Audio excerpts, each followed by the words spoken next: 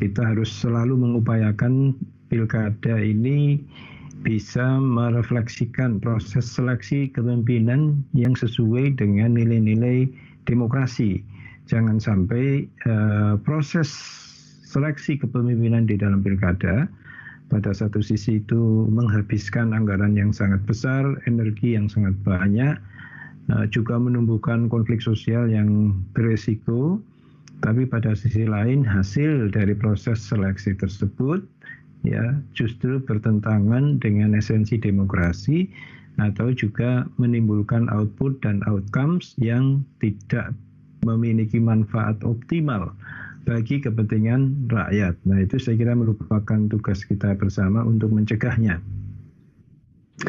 Secara definisi saya kira demokrasi dan pilkada adalah tentu saja alat demokrasi, merupakan konsep kedaulatan rakyat, pemerintahan yang diselenggarakan dari, oleh, dan untuk rakyat. Sehingga by definition tersebut mestinya di dalam proses penyelenggaraan pemerintahan dan juga pembentukan pemerintahan itu sendiri sebelumnya itu harus bisa merefleksikan adanya aspirasi atau kepentingan rakyat di dalam kebijakan maupun juga di dalam proses penyusunan kebijakan dan seleksi kepemimpinan yang menentukan kebijakan-kebijakan di dalam kehidupan bernegara tersebut. Jangan sampai rakyat itu hanya menjadi riak yang meramaikan proses formal pilkada itu sendiri, tetapi di dalam pelaksanaan maupun juga nanti hasil dari pilkada tersebut tidak merefleksikan apa yang sesungguhnya menjadi kepentingan publik atau kepentingan rakyat di daerah itu sendiri. Nah, di dalam konteks ini memang saya kira banyak sekali kelemahan yang masih melekat di dalam mekanisme pilkada kita sedemikian rupa ya, misalnya sering kita mendengarkan anekdotal evidence dan cerita di mana partai politik itu suka membypass ya calon-calon yang muncul dari bawah, dari tingkat DPC, orangnya memiliki track record yang baik, juga memiliki jasa yang terrekognisi oleh masyarakat daerah, tapi begitu maju di tingkat DPP dia dikalahkan oleh apakah nepotisme pengurus partai di tingkat pusat maupun juga dikalahkan oleh uang, yang mana mereka yang bisa memberikan uang paling banyak itu yang direkognisi oleh DPP. Nah, tentu dalam konteks seperti ini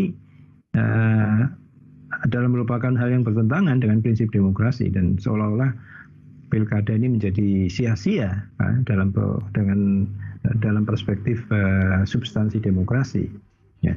Sehingga di dalam hal ini kita perlu merefleksikan secara kritis bagaimana supaya sistem politik kita memungkinkan terlaksananya prinsip demokrasi itu, jangan seperti tadi yang saya contohkan ya. Dan kita harus merekognisi juga apa faktor-faktor yang menjadi penghambat dari implementasi nilai demokrasi itu dan bagaimana kita mengantisipasinya, apa yang harus dilakukan.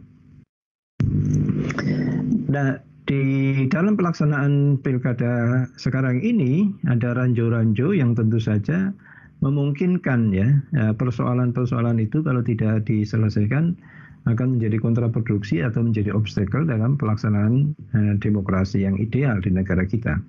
Yang pertama tentu saja tadi sudah saya sebutkan adanya oligarki partai di mana keputusan politik didominasi oleh elit atau bahkan oleh dinasti ya. Sampai sekarang ini partai-partai kita itu masih aja seperti milik private, bahkan milik individu. Ada pengurus partai yang seumur hidup mulai dari proses pendirian sampai sekarang sudah beberapa kali pemilihan dia tetap menjadi orang yang menentukan secara mutlak ya pengambilan keputusan partai. Ya, tentu saja ini tidak sehat secara demokrasi. Dalam konteks apapun ya, saya kira tidak satu dua partai, hampir semua partai cenderung seperti itu. Kemudian yang kedua, high political cost yang menyebabkan terjadinya kapitalisasi atau cukongikasi pemilu atau pilkada dalam pelaksanaan pilkada atau bahkan nanti di dalam pembuatan regulasi di pemerintah daerah. high political cost itu artinya para calon kandidat harus mencari sumber-sumber pendanaan yang besar, yang mana sumber pendanaan yang besar itu tentu tidak ada makan siang gratis. Ya.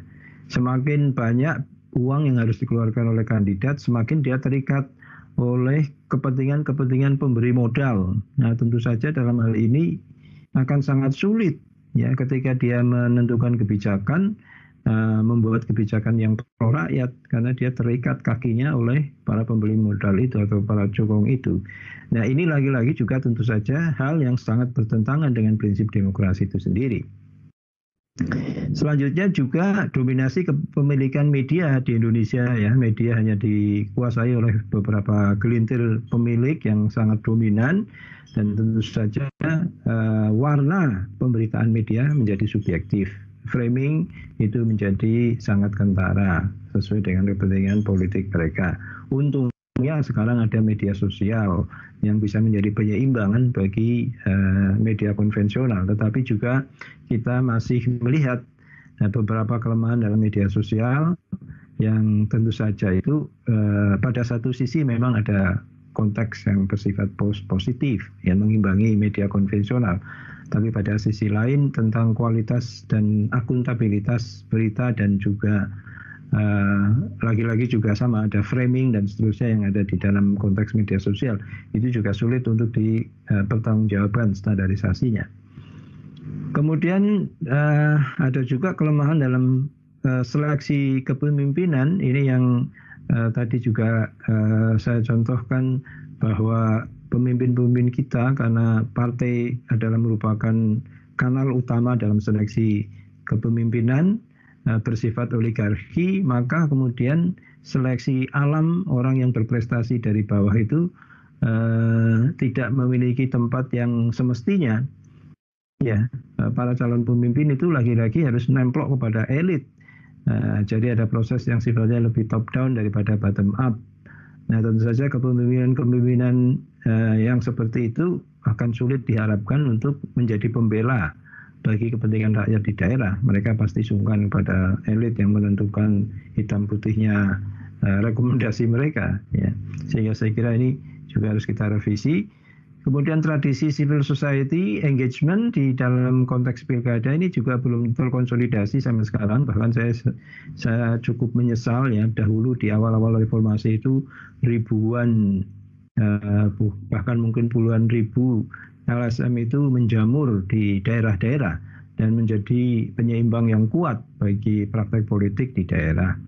Tapi seiring dengan berkurangnya dana dari donor, ya, posisi dan peran dari LSM itu menjadi juga melemah, dan akibatnya partai politik dan juga para elit dan politisi di daerah atau juga di tingkat pusat itu menjadi tidak banyak yang mengingatkan dan mengontrol mereka. Nah, saya kira ini juga menjadi PR bagi kita.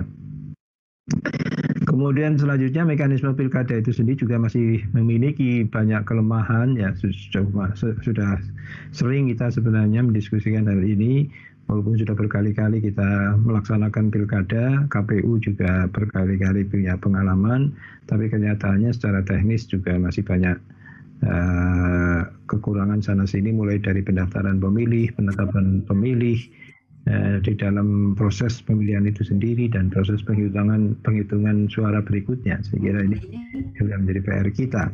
Dan tentu saja terkini adalah merebaknya pandemi COVID-19 yang menyebabkan interaksi langsung antara kandidat dan rakyat menjadi juga terbatasi. Ya, tidak bisa kita melakukan katakanlah dialog yang intens, lalu juga penajaman di dalam menganalisis visi misi dan janji para kandidat yang mengakibatkan tentu saja ini kita menjadi kembali pada situasi membeli kucing dalam karung. Nah, ini lanjut-lanjut yang saya kira menjadi penghambat dalam proses demokratisasi kita. Nah, untuk selanjutnya saya kira kita perlu membuat pertanyaan-pertanyaan fundamental terkait apa sebenarnya tujuan, konsekuensi, dan pengaruh pilkada di dalam konteks demokrasi yang tentu saja ini sangat luas ya, konsekuensi terutama di daerah. apa yang ingin diperoleh dalam pilkada, bagaimana kita mengetahui bahwa pilkada itu berhasil, kalau iya apa tolok ukurnya, dan kita perlu mungkin juga menganalisis lebih dekat dengan proses nominasi kandidat di partai politik, pencalonan bakal calon, penetapan calon oleh partai, lalu kemudian kampanye, pencoblosan, penghitungan hasil dan penerimaannya, serta bagaimana hal-hal lain dalam jangka panjang, termasuk juga diantaranya adalah impact dari proses cukongisasi itu.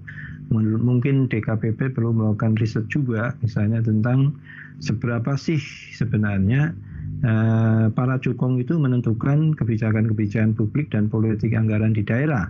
Ya, jangan-jangan figur dan postur anggaran serta kebijakan di daerah itu dikuasai mutlak oleh para cukong.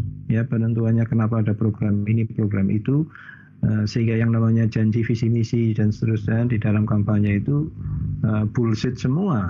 Ya, bisa jadi karena determinasi dari para cukong itu mungkin hanya sekedar pelengkap persyaratan administrasi ke KPU, tapi setelah itu yang mendalikan jalannya pemerintahan di daerah para cukong yang sudah membiayai investasi politik itu. Nah, ini saya kira perlu untuk dilakukan riset mendalam, ya, supaya kita bisa mencari tahu apakah penyelenggaraan pemerintahan di daerah kita itu merefleksikan kepentingan rakyat atau lebih ke kepentingan para cukong itu. Dasar konstitusional pilkada saya kira kita semua sudah tahu, Undang-Undang Dasar juga yang sekarang ini Undang-Undang Nomor 6 Tahun 2020 tentang penetapan Perpu Nomor 2 Tahun 2020, perubahan ketiga dari Undang-Undang Nomor 1 Tahun 2015 tentang pemilihan di daerah, ya, para bupati, gubernur, bupati dan seterusnya. Nah, pada awalnya saya kira kalau di tahun-tahun 2004 dahulu kita banyak mendiskusikan tentang mengapa kita memilih pelaksanaan seleksi kepemimpinan di daerah itu secara langsung, sehingga muncul istilah pilkadal itu dimaksudkan untuk mencapai 3 tujuan substansial sebenarnya. Yang pertama adalah terciptanya mekanisme check and balance antara lembaga eksekutif dan legislatif. Kalau dahulu legislatif itu yang mendominasi pemerintahan di daerah, karena mereka lah yang memilih bupati wali kota, lalu bisa seenaknya sendiri untuk mendeterminasi bupati wali kota menurut kepentingan mereka, termasuk juga menggunakan rent seeking untuk suap menyuap dalam pemilihan bupati wali kota. Kemudian menimbulkan instabilitas, sehingga dengan pilkada itu diharapkan tercipta political stability karena kedua lembaga tidak bisa saling menjatuhkan. Ya, kalau sedikit-sedikit saling menjatuhkan, rakyat menjadi korban, sehingga dilakukanlah pilkada langsung, sehingga akuntabilitas utama bukan kepada legislatif tapi kepada pemilih. Dan kemudian diharapkan juga tercipta mekanisme akuntabilitas langsung kepada rakyat. Nah, ini adalah 3 maksud substansial dari penyelenggaraan pilkada yang sekarang ini kita laksanakan. Sehingga ada yang namanya triangle accountability dalam setting pilkada antara eksekutif dengan legislatif, eksekutif dengan assembly, dan juga dengan electorate atau pemilih. Hingga ketiga-tiganya itu bisa melakukan check and balance secara seimbang. Ya. Walaupun di bawah permukaan atau di bawah formalitas 3 lembaga ini sebenarnya ada lagi akuntabilitas terhadap cukong. Lah, ini yang menjadi masalah. Cukong ini tidak terlihat menjadi shadow government, tetapi dia yang mendeterminasi semua. Ya, bahkan di beberapa daerah itu terjadi cukong membiayai semua calon, ya, semua diberikan modal. Lalu siapapun yang jadi itu mereka hormatnya, duli daulatnya itu kepada cukong, bukan kepada DPRD atau juga bukan kepada rakyat. Nah, ini saya kira suatu hal yang sangat ironis dengan proses demokrasi. Nah, dengan kondisi yang seperti itu diharapkan pilkada sebenarnya bisa menjadi akselerator democratic local governance. Ya, ada keseimbangan kekuasaan tadi, ada representatif demokrasi dengan partisipasi rakyat secara langsung dalam menentukan pemimpinnya, sehingga area partisipasi rakyat meluas dan juga memiliki voting power untuk menentukan siapa yang jadi pemimpin, ya, yang dikehendaki oleh rakyat, sehingga diharapkan dari situ muncul democratic local governance yang transparan, partisipatif dan akuntabel. Pada sisi lain, pilkada ini sebenarnya juga memiliki berbagai macam manfaat yang secara praktis itu bisa dinikmati oleh rakyat di daerah. Yang pertama tentu saja pilkada itu lebih dekat dengan nilai demokrasi karena prinsipnya untuk mendukung orang yang telah menerima suara terbanyak dari mereka yang akan dipimpin, ya. Mereka yang akan menjadi objek pemerintahan. Nah, saya kira ini tentu saja dekat dengan nilai demokrasi daripada pemilihan kepala daerah melalui assembly atau DPRD, ya. Dan sekaligus juga menstimuli dinamika politik lokal. Jadi rakyat menjadi tahu proses politik, mereka ikut menentukan, ada gairah politik untuk menentukan siapa calon pemimpin mereka, dan pada akhirnya ada lesson learned bagi rakyat untuk memiliki kompetensi politik, memahami masalah-masalah penyelenggaraan pemerintahan dan politik di daerahnya. Juga memberikan pembelajaran evaluatif bagi rakyat dan elit, baik secara retrospektif ke belakang maupun juga secara prospektif. Jadi rakyat bisa menjadi lebih tahu untuk menjadi alasan memilih itu mereka menganalisis rekam jejak dari para kandidat seperti apa, maupun juga menilai ke depan